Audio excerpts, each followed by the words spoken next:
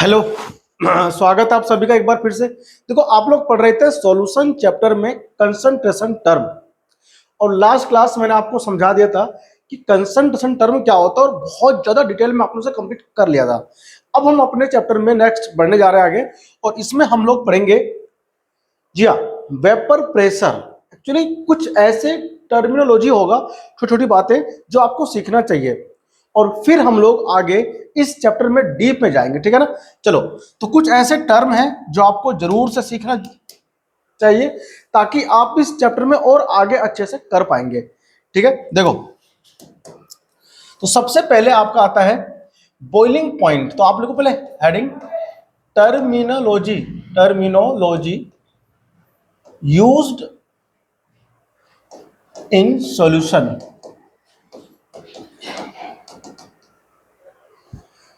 ठीक है। और इसमें आप सबसे पहले आता है बॉइलिंग पॉइंट।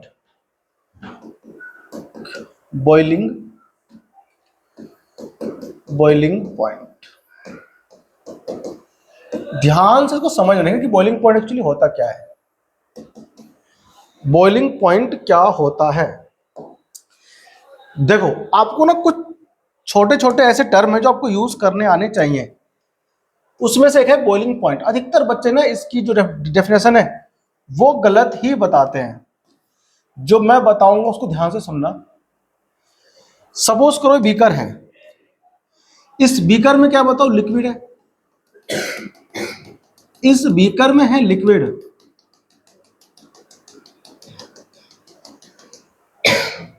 इस बीकर में लिक्विड है।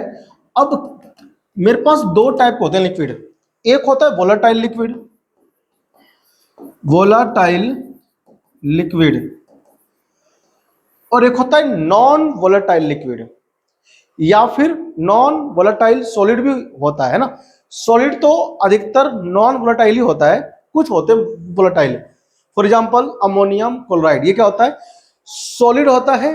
एक्चुअली ये बन सकता है वेपर, यानी ये सब्लाइम हो सकता है सब्लिमेशन प्रोसेस से। वोलाटाइल लिक्विड क्या होता है भाई, the liquid which can vaporise, which can vaporise.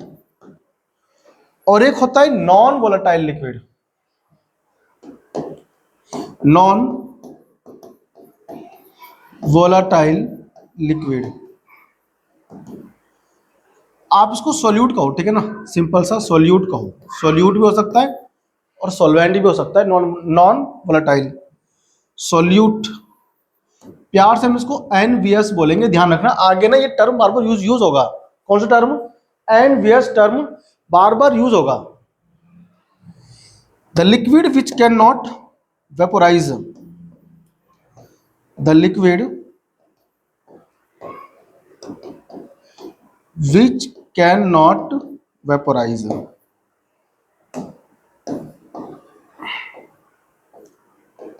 Vaporise, जो वेपोराइज नहीं हो सकता लिक्विड, हम उसे बोलते हैं नॉन वोलेटाइल सॉल्यूट, ठीक है ना।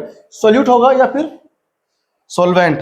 तो आप यहां पर ना कंपोनेंट लिखो, द लिक्विड, या फिर आप इसके स्थान पर यूज कर सकते हो solute, NVS, non volatile solute. Non volatile solute जो वेपोराइज नहीं होते। अब इसमें एक बात सुनो, ये सपोज करो बीकर क्या हमारा क्लोज है, कंटेनर क्लोज है, इसका क्या बनेगा, वेपर। क्या बनेगा, जब आप इसको हीट दोगे, जब आप इस लिक्विड को हीट दोगे यहां से, तो हीट मिलते क्या होगा, जब इसके पार्टिकल को हीट्स मिलेगा तो जो सरफेस पे पार्टिकल है वो अपना इंटरमोलिक्यूलर फोर्स ऑफ अट्रैक्शन, जो उसके नीचे वाले पार्टिकल्स हैं उसके साथ में लगा के रखते हैं, उसको ब्रेक करेगा। और वो ब्रेक करने के बाद में फिर क्या होगा, हाँ, फिर ये इस सरफेस को स्क्रैप कर जाएगा, ठीक है ना। ये सरफेस स्क्रैप हो जाएगा और ये वेपर के फॉर्म में यहां पर क्या होगा, घूमता रहेगा, ठीक है ना, वेपर के फॉर्म में। और सुनो ध्यान से, जो इन्वायरमेंटल वेपर होता है, सॉरी इन्वायरमेंटल प्रेशर होता है, एटमॉस्फेरिक आप उसे बोलते हो, एटमॉस्फेरिक प्रेशर, वो एक एटीएम ऐसा लिया गया, ठीक है ना। एक एटीएम जो होता है वो इक्वल होता है 1.013 बार के। यह है एटमॉस्फेरिक प्रेशर। जब इस लिक्विड का वेपर प्रेशर इस एटमॉस्फेरिक वेपर प्रेशर के इक्वल हो जाएगा और वो जिस टेम्परेचर पे होगा उस टेम्परेचर को हम लोग बोलेंगे क्या, बॉइलिंग पॉइंट। क्या बोलेंगे, हाँ, ये आपको ध्यान रखना है, ये टर्म ना आपको लिखने हैं और पता भी होने चाहिए। तो हम लोग क्या बोलेंगे, द टेम्परेचर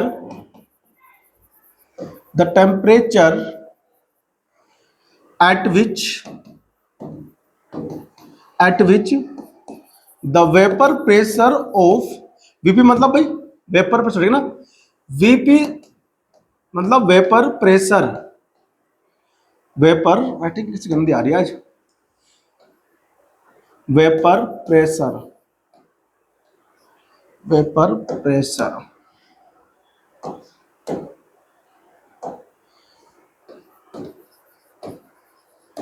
देखो, the temperature at which the vapour pressure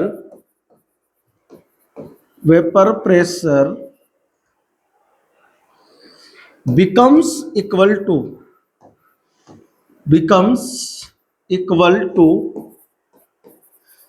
the atmospheric pressure,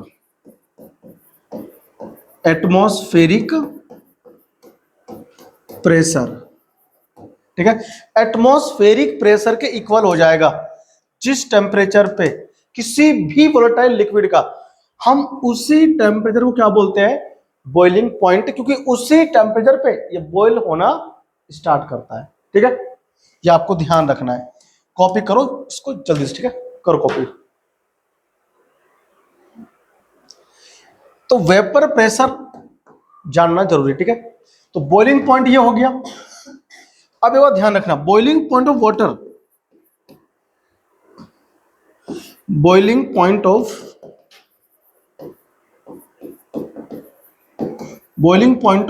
बताओ कितना होता है, 373.15 केल्विन, ठीक है ना।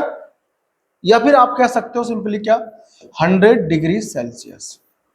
प्रॉब्लम इसमें नहीं ना, ये चीजें आपको पता होनी चाहिए। एक बात तो ये, दूसरी बात, अब आ जाओ आगे, बॉइलिंग पॉइंट के बाद में क्या आता है, हाँ, मेल्टिंग और फ्रीजिंग पॉइंट।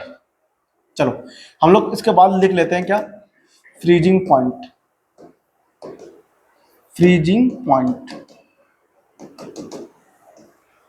क्या होता है फ्रीजिंग पॉइंट, देखो फ्रीजिंग पॉइंट क्या होता है, the temperature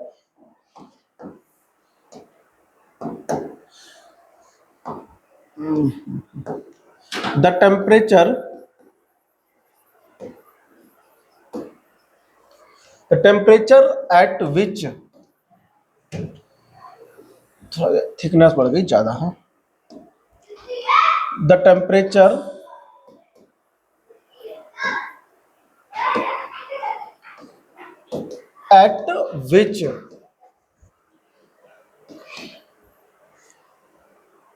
at which the liquid start to convert in solid state at atmospheric pressure. क्या लिखा मैंने, ये आपको जरूर से मेंशन करना है कि एटमॉस्फेरिक प्रेशर पे होगा, क्योंकि एटमॉस्फेरिक प्रेशर पे ही निर्भर करता है, डिपेंड करता है बॉइलिंग पॉइंट भी और मेल्टिंग पॉइंट भी, ठीक है। चलो आगे बढ़ रहे अपन लोग। इसके बाद में एक वर्ड है मेल्टिंग पॉइंट। मेल्टिंग पॉइंट बताओ क्या होता है, the temperature at which the temperature at which the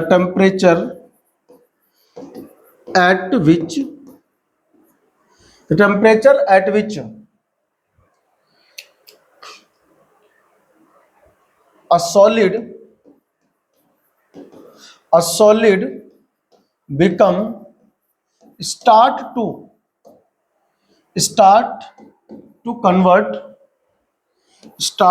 convert in liquid state at atmospheric pressure. देखो एटमॉस्फेरिक प्रेशर आपको जरूर से मेंशन करना है। अगर एटमॉस्फेरिक प्रेशर ये मेंशन नहीं किया आपने अपनी डेफिनेशन में, दे विल रॉन्ग, गलत हो जाएगा, ठीक है। तो एटमॉस्फेरिक प्रेशर कॉपी करो जल्दी से।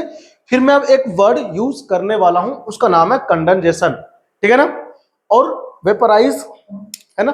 वेपराइजेशन और कंडेंसेशन ये दो ऐसे वर्ड है जो मैं इसके बाद में आपको एक्सप्लेन करूंगा, ठीक है। इसे कॉपी करो जल्दी से। चलो भाई देखो,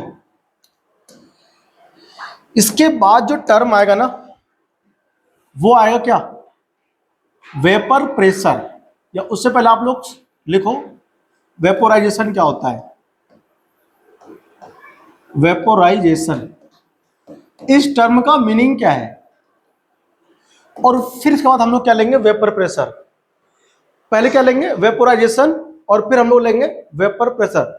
बहुत अच्छे अच्छे टर्म है जो आगे यूज होंगे ये सारे, इसलिए मैंने ना नाम दिया टॉपिक का, टर्मिनोलॉजी यूज इन सॉल्यूशन। देखो वेपर का कन्वर्ट होना किससे, लिक्विड से, लिक्विड स्टेट से गैसेस स्टेट में conversion of liquid is called vaporisation. लेकिन ऐसे मजा नहीं आएगा। Just below the boiling point, कहां, just below the boiling point, यहां हम लोग अभी देखेंगे। देखो ये हमारे पास क्या बताओ, लिक्विड। अच्छा हम लोग जो है ना बिल्कुल क्लोज्ड कंटेनर में लेंगे ये सारा काम, क्योंकि वेपर हमें रखना है इकट्ठा करके। अगर ओपन छोड़ देंगे तो क्या हो जाएगा, इस यहां से स्कैप कर जाएगा ना, तो हमें रखना है इसमें। देखो पार्टिकल कहां पर बताओ, ध्यान सुनना, ये है सरफेस का पार्टिकल। ये पार्टिकल कहां गया बताओ, ये पार्टिकल है सरफेस का, कहां गया, सरफेस का पार्टिकल है। अब इस सरफेस के पार्टिकल का और जो बिलो द सरफेस पार्टिकल ये, इसके बीच में ना रहता है, बहुत कुछ रहता है, बहुत कुछ, मतलब समझ रहे हो, मस्त वाला फोर्स रहता है जिससे हमें आनंद आता है, मतलब अट्रैक्शन वाला फोर्स। देखो इनके बीच में फोर्स लगा रहता है, यहां पार्टिकल नहीं बना इधर, देखो ये है ना, इसके बीच में बहुत ही मस्त वाला फोर्स है। देखो ये वाला फोर्स है ना, ऐसे वाला फोर्स है।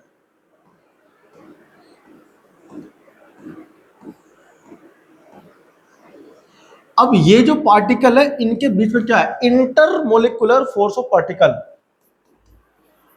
Inter molecular force of attraction, intermolecular force of attraction, वो इन पार्टिकल के बीच में। चलो आप बताओ, अगर इसके नीचे वाला पार्टिकल जो है उस ऊपर वाले पार्टिकल को चाहता है कि जाने दे, तो उसके बीच का जो फोर्स ऑफ अट्रैक्शन है वो क्या करना पड़ेगा, ब्रेक करना होगा। यही आप काम करते हो इसको टेम्परेचर दे करके, ठीक है ना। इस सरफेस वाले पार्टिकल को इतनी एनर्जी मिल जाती है, इतनी एनर्जी मिल जाती है कि जो फोर्स ऑफ अट्रैक्शन है below the layer of, sorry below the surface particle, उसका फोर्स क्या होता है, ब्रेक होता है, और फिर यहां से स्कैप करके फिर क्या होगा, ये स्पेस में पहुंच जाएगा, ठीक है ना, यानी कि सरफेस को स्कैप कर जाएगा। लिखो इसमें the particles of surface get attracted by the intermolecular force, by the intermolecular molecular intermolecular force of attraction of bulk of particles. क्या होता है बल्क ऑफ पार्टिकल्स का मीनिंग ये होता है कि जो सरफेस के पार्टिकल है ना, उसके जस्ट नीचे वाला जो पार्टिकल है, मतलब जो कि बिल्कुल बीच में है, आप कह सकते हो, हम उसे बोलते हैं बल्क में, ठीक है ना। Bulk of particle after getting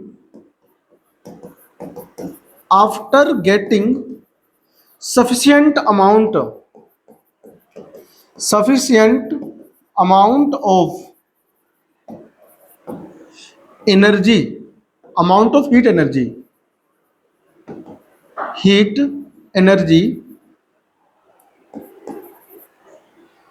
the intermolecular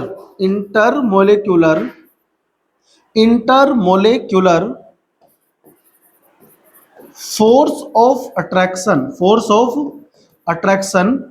breaks between the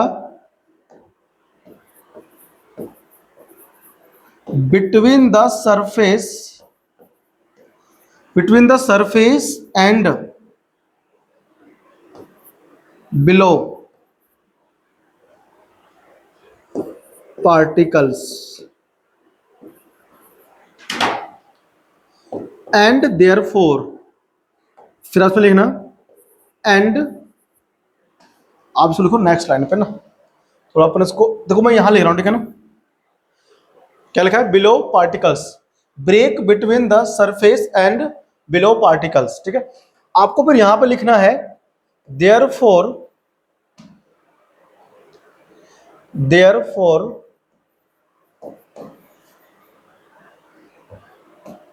the surface particle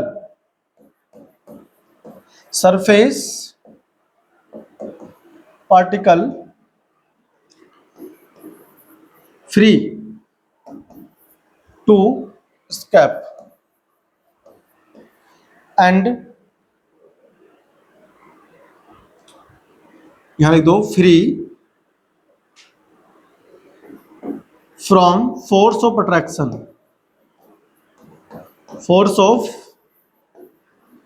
attraction and escape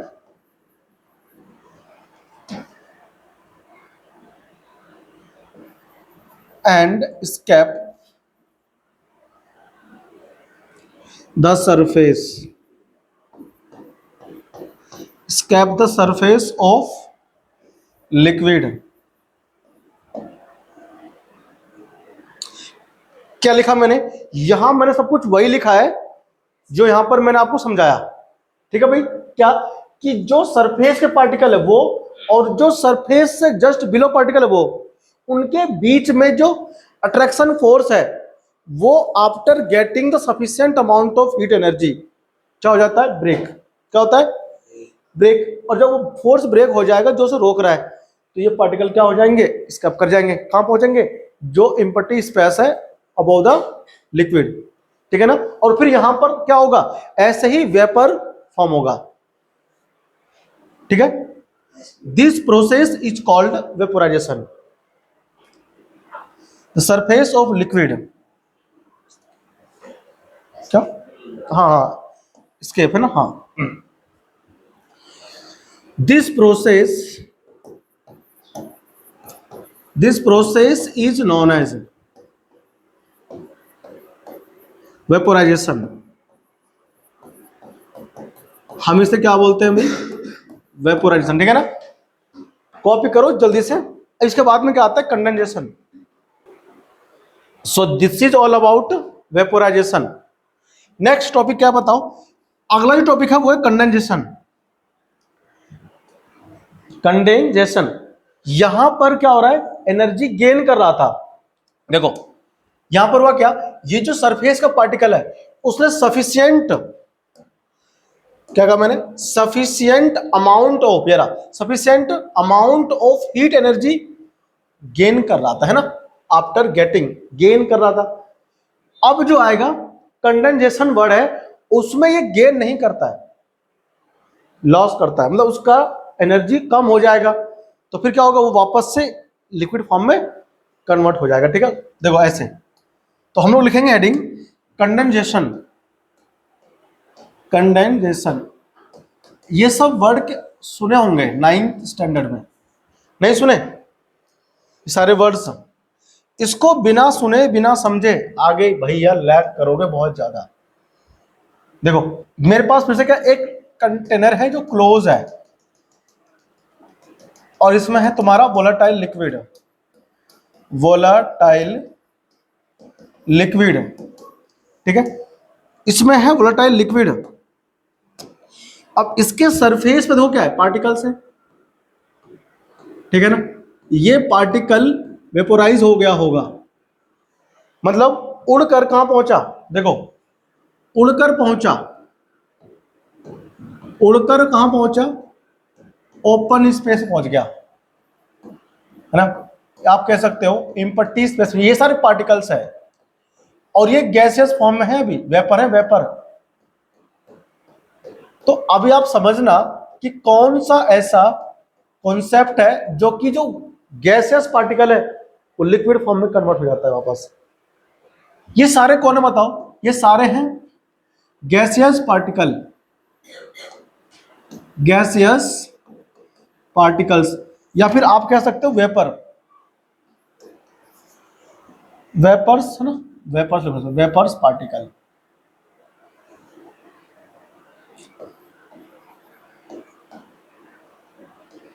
vapour particles, ठीक है, देखो क्या है वेपर पार्टिकल्स, क्या ये क्या ये रुके रहते हैं, ये पार्टिकल कंटिन्यू मूव कर रहा होगा, क्या हो रहा होगा, जब कोई अल्कोहल लगा करके, देखा ना गली में होली वाले दिन या उससे पहले कुछ होते भी जो लगाते हैं रोजाना, और लगा करके क्या करता है, नहीं करते हैं, क्या मीनिंग हुआ इसका, टकराने वाला है वो, किसी से टकराता है, वो नशे में है तो टकरा रहा है, क्योंकि उसके पास एनर्जी बहुत ज्यादा होती है, लगाने के बाद एनर्जी आ जाता है, ठीक है ना। अब क्या हुआ, ये जो पार्टिकल्स हैं, देखो ये पार्टिकल्स गैसियस स्टेट में है, और हम ये कहते हैं कि जो गैसियस पार्टिकल होता है वो कंटिन्यू मूव करता है ना। ये पार्टिकल क्या होगा, इस कंटेनर के वॉल में टकराएगा, कोलाइड होगा, क्या होगा, कोलिजन करने के बाद जैसे ही टकराता है, पी कर कोई दीवार से किसी चीज से अकल ठिकाने आ जाता है ना, तो नीचे बैठ जाता है, क्यों, इस केस में क्या होगा, जैसे ही पार्टिकल गैस का टकराएगा, वेपर का पार्टिकल वॉल ऑफ कंटेनर से, उसका टेम्परेचर कम हो जाएगा, टेम्परेचर कम हो जाएगा, और ये वेपर स्टेट से क्या होगा, लिक्विड स्टेट में आ जाएगा, कहां पर, इसमें, ठीक है ना। क्या था बताओ, वेपर टकराया, कहां गया वापस, लिक्विड में, तो वेपर स्टेट से कहां गया, लिक्विड स्टेट में। इस प्रोसेस को हम लोग क्या कहते हैं, कंडेंसेशन। समझ में आ रही बात, यानी कि द पार्टिकल्स ऑफ क्या कह रहे हो, the particles of vapours in empty space, the particles of vapor collide with wall of container due to which क्या होगा बताओ, due to which the temperature मत कहो, due to which the heat energy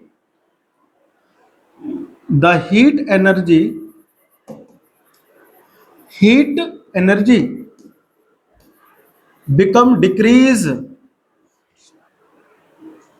decrease and vapour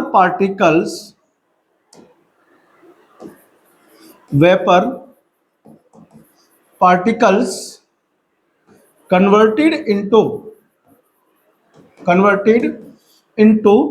liquid state। क्या लिखा मैंने, देखो कि वेपर पार्टिकल जो बने थे वो क्या करता है, कंटेनर के वॉल से कोलिजन करता है। कोलिजन करते क्या होता है, उसके जो एनर्जी है, कौन सी एनर्जी, हीट एनर्जी, जिसकी वजह से वो हवा में उड़ रहा था, उड़ना बंद हो जाता है। उड़ना क्यों उड़ना बंद हो गया, एनर्जी नहीं है। अभी तुम्हारे पास 10 लाख रुपए आ जाए, तुम हवा में उड़ना शुरू कर दोगे, ठीक, तुमको पावर मिल गया, पैसा है, पैसा क्या नहीं करवाता है, पैसा सब कुछ करवा देता है। तो जैसे 10 लाख रुपए पहुंचा तुम्हारे पास जेब में, कहते नहीं है पैसा आ रहा है, हवा में उड़ रहा है, बोलते ना, वो ताकत है पैसे की। जैसे ही पैसा खत्म, ठंडा हो गया है ना, उड़ेगा नहीं हवा में फिर वो। सेम बात यहां पर आ गया, एनर्जी जो है, काइनेटिक एनर्जी कम हो गया, डिक्रीज हो गया, टेम्परेचर लो होता ही किसमें हो गया वो, हाँ, लिक्विड स्टेट में कन्वर्ट हो जाता है। और इस प्रोसेस को हम लोग कहते हैं कंडेंसेशन। देखो सुनो, जब ये गैसियस पार्टिकल लिक्विड स्टेट में कन्वर्ट होगा तो उसी समय कुछ पार्टिकल वेपर भी तो बन रहे होंगे। क्या बन रहे होंगे, वेपर्स बन रहे होंगे, इस वॉल से कोलिजन करके वापस लिक्विड बन रहे होंगे। यानी कि कंडेंसेशन और वेपोराइजेशन दोनों प्रोसेस साइमल्टेनियसली एक साथ हो रहा होगा, नहीं हो रहा होगा, बोलो हो रहा होगा, हो रहा होगा, वेरी गुड, ठीक है। यानी कि वेपर भी बन रहा है, कंडेंसेशन भी बन रहा है ना, दोनों प्रोसेस एक साथ हो रहा है। इनिशियली जब मान लो आपके पास कोई कंटेनर है और इसमें आपने क्या लिया, लिक्विड लिया, क्या लिया, एक बात यहां पे समझना, जब मैं समझाने जा रहा हूं, ये मेरे पास क्लोज कंटेनर है और इसमें है वोलेटाइल लिक्विड। इस वोलेटाइल लिक्विड में आपने क्या हीट दिया होगा, तो वेपर बनना क्या हुआ, शुरू, क्या हो गया। अभी मैं बात कर रहा हूं इनिशियली कोई ऊपर तो वेपर है नहीं, तो पहले क्या होगा, वेपोराइजेशन, क्या होगा, कंडेंसेशन नहीं हो रहा होगा ना, वेरी गुड। इनिशियली क्या होगा, वेपोराइजेशन होगा, तो पार्टिकल गैस बनेंगे शुरू में, यानी कि द रेट ऑफ वेपोराइजेशन क्या होगा, हाई, क्या होगा। लेकिन जो कंडेंसेशन होगा वो बहुत क्या होगा, लो होगा। यानी अभी वेपर इसमें नहीं है, मतलब सॉरी, वेपर इसमें है बट ये टकरा नहीं रहा है। फिर जैसे जैसे टाइम बीतेगा, ये जो वेपर है ये कंटेनर के वॉल से करके कोलिजन वापस क्या बनेगा, लिक्विड। तो कंडेंसेशन इनिशियली क्या होगा, उसका रेट ऑफ कंडेंसेशन स्लो होगा, लो होगा कह सकते हो आप, है ना। और जो रेट ऑफ इवेपोराइजेशन होगा वो क्या होगा, हाई होगा। फिर क्या होगा, एज टाइम गो, टाइम के साथ साथ क्या होगा, कंडेंसेशन भी बढ़ेगा, क्योंकि वेपर बहुत सारा बनेगा, वेपर बहुत सारा बनेगा तो क्या होगा, कंसंट्रेशन बढ़ जाएगा पार्टिकल का। तो जब पार्टिकल के ज्यादा अमाउंट बढ़ेंगे तो टक्कर होंगे, फटाफट से टक्कर होंगे बहुत तगड़ा वॉल से, तो क्या होगा, कंडेंसेशन का रेट भी बढ़ जाएगा, ठीक है। कंडेंसेशन भी फास्ट हो जाएगा और वेपोराइजेशन होना भी फास्ट हो जाएगा। एक टाइम ऐसा आएगा जब जिस रेट से वेपर बन रहा होगा उसी रेट से कंडेंसेशन भी हो रहा होगा। उस स्टेट को हम लोग बोलते हैं इक्विलिब्रियम स्टेट। क्या बोलते हैं, यानी कि रेट ऑफ कंडेंसेशन और rate of vaporisation becomes equal, दोनों इक्वल हो जाएंगे। और उस स्टेट पे हम लोग देखेंगे प्रेशर कितना है, ठीक है, और हम उसी को बोलेंगे वेपर प्रेशर, ठीक है ना। तो आप इसको यहां पे लिखोगे, ये ओनली एक्सप्लेन करने के लिए था। This process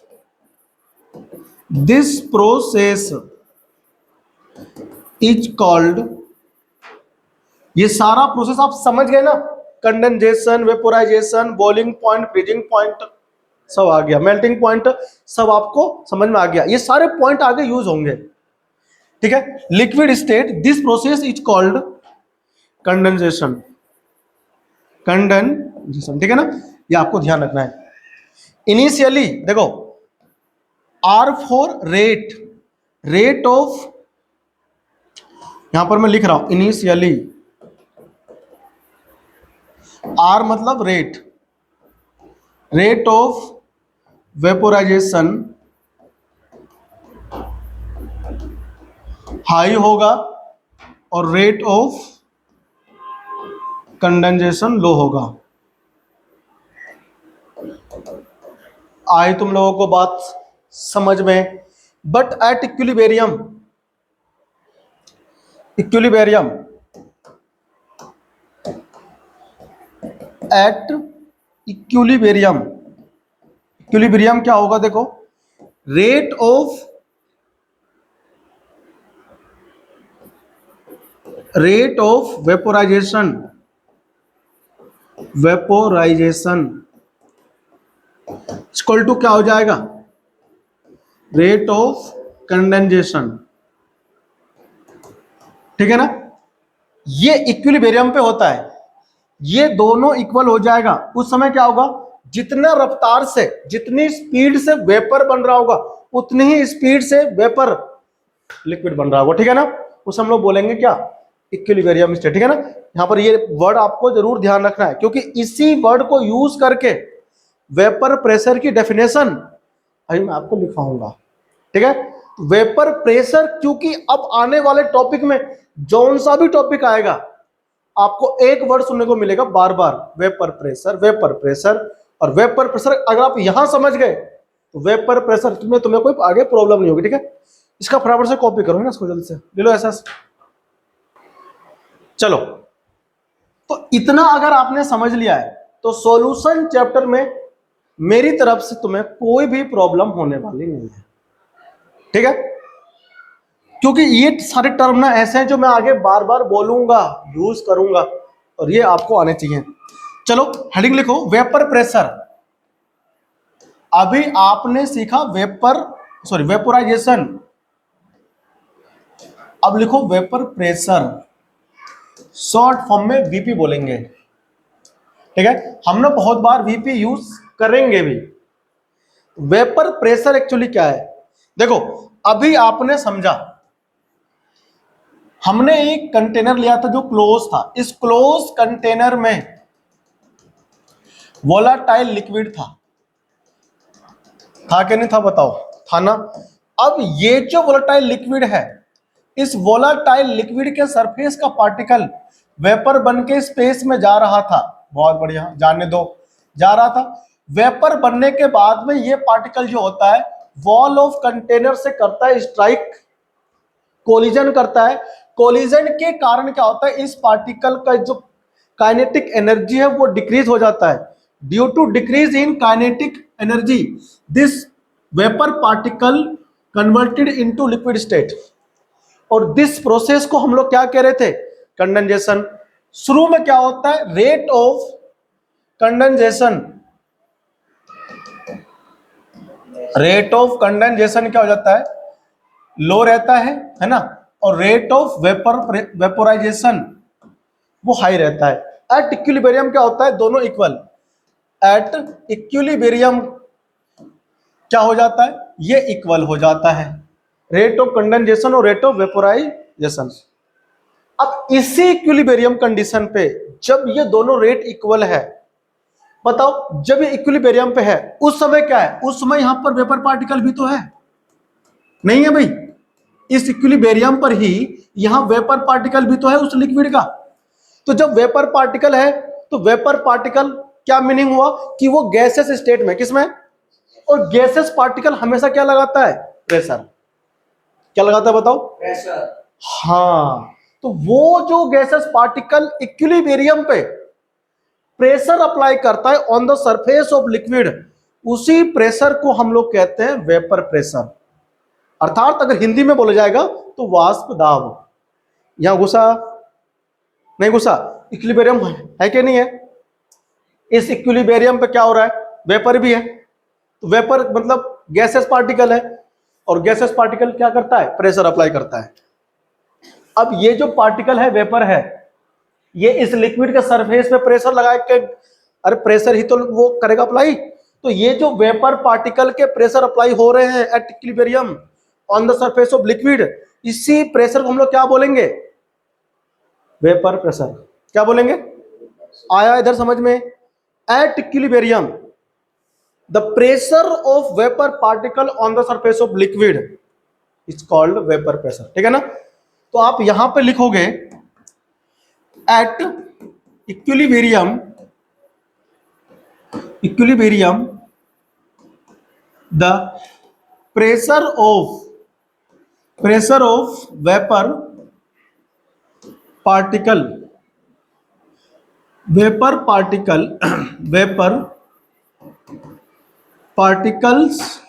pressure of vapor particles on the surface of liquid is called vapor pressure।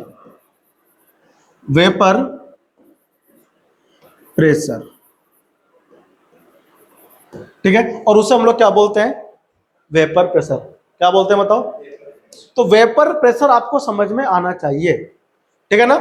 अगर देखो भाई, मैंने आपको यहां समझा दिया, अगर आप घर जाकर के सेल्फ स्टडी नहीं कर पाओगे तो आपसे होगा ही नहीं। ठीक है? तो वेपर प्रेशर आपको पता होना चाहिए। आपको एक चीज में ना कुछ चीजें और भी लिखनी है। देखो भाई, वेपर प्रेशर जो होता है ना, वो इनवर्सली प्रोपोर्शनल होता है बॉइलिंग पॉइंट के। मतलब बॉइलिंग पॉइंट जितना ज्यादा हाई होगा, वेपर प्रेशर उतना ही क्या होगा? लो होगा। वेपर प्रेशर और फ्रीजिंग पॉइंट जो होता है वो डायरेक्टली प्रोपोर्शनल होता है। फ्रीजिंग पॉइंट जितना ज्यादा होगा, वेपर प्रेशर उतना ही ज्यादा होगा। बॉइलिंग पॉइंट जितना हाई होगा, वेपर प्रेशर उतना ही लो होगा। ये इनवर्सली प्रोपोर्शनल और ये डायरेक्टली। ठीक है ना? ये आपको ध्यान रखना है, इसे कॉपी करो। ठीक है? तो this is all about terminology used in liquid solution chapter. ठीक है? तो लिक्विड सॉल्यूशन जो चैप्टर है, इसमें आपको ये ऐसे छोटे छोटे टर्म थे जो आपको जरूर से जरूर पढ़ने थे, जो मैंने आपको इस क्लास में समझाया। ठीक है? नेक्स्ट क्लास में अपन लोग यहां से आगे बढ़ जाएंगे और रॉल्स लॉ को हम लोग करेंगे स्टार्ट, और डिटेल में समझेंगे एक्चुअली कि रॉल्स लॉ है क्या, और एनसीईआरटी के हर एक टॉपिक को फॉलो करते हुए जाएंगे। ठीक है ना? अगर आप नए हैं चैनल पर तो चैनल को सब्सक्राइब कर लो, वीडियो को लाइक कर दो। आपसे मिलते हैं अगली क्लास में, तब तक नमस्कार, जय हिंद, थैंक यू, धन्यवाद।